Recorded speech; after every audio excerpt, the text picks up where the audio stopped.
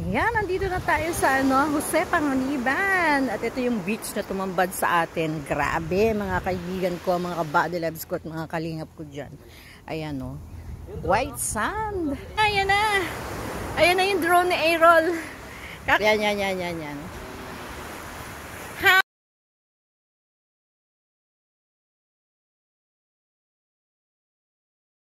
Parang helicopter. Hoy, bumaba!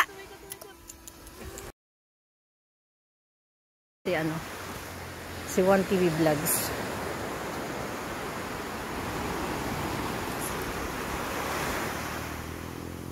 So, ang ganda po ng area ngayon dito.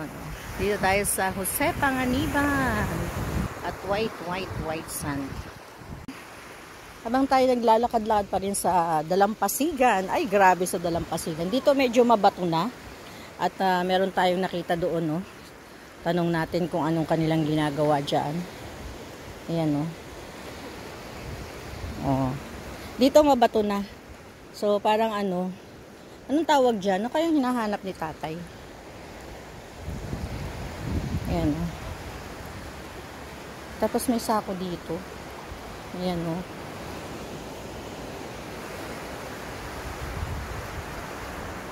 Ano kaya to? Nakialam no? Bato pala yun.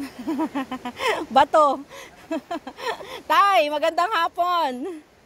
Ano pong hinahanap nyo dyan? Bato? Bakit po bato? Kala ko suso. Para saan po? Kilingin po, para magkaginto. Ayan. Ayan no, mga bato yung kinukuha ni tatay. Ano po? Gigilingin daw. Pag makakaching po lang may dito. Pag wala po, mahina. Paano nyo nalalaman tayo na sakali man na may ginto dyan? Yung mga bato. O, yung klase ng bato? Mga buhay pong bato, yung matigas yan klase. Possible po yung ganito. Yan po. Ayan. Okay. Dati nagmiminari po kami dito sa Talaga? sa Gumaos. Kaya pala sabi ko yun isang sako na yata yung napupuno niya ni tatay. Pero yung chance tatay na halimbawa, yung isang sako na yan po, may nakukuha kayo? At mga po? Mga? Kalahating bahay, gano'n. Kalahating bahay? Ano nakukuha nyo? Sabihin nun, yung kasi pag isang bahay, nagkakahalaga po ngayon 3,000 po, Hindi po. 1,000 lang po. Ay, grabe. Anong bahay? Hindi ko po maintindihan. Pasensya na po kayo. 1 gram. Okay. So, pag kalahating grams, nasa 500 lang. Aywan, baka kung saan na napunta. So, ayan, sabi nga ni tatay, aray ko. Sabi nga ni tatay, tiyagaan lang. Pero tay, yung sa mga nakuha nyo na yan, nakakagano na rin kayo, naka isang bahay. Bira po yun. Bira? Paano pong walang makuha dyan? Ulit na naman po. Ulit lang. Paulit-ulit lang. So sabi ko nga kanina, akala ko talaga yung sako na yun. Curious ako. Sabi ko nga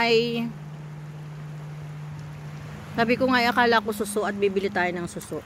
So nagulat po ako na pala kinukuha nila yung mga na yan? Bato. Tapos ipapagiling daw ni tatay para makakuha ng ginto. Ayan. Tiyaga ni tatay, kanina pa raw siya ditong alas 2 tayo, no? Alas 2 sila nandito. Tapos ayun, isang sako pa rin yung kanilang nakukuha.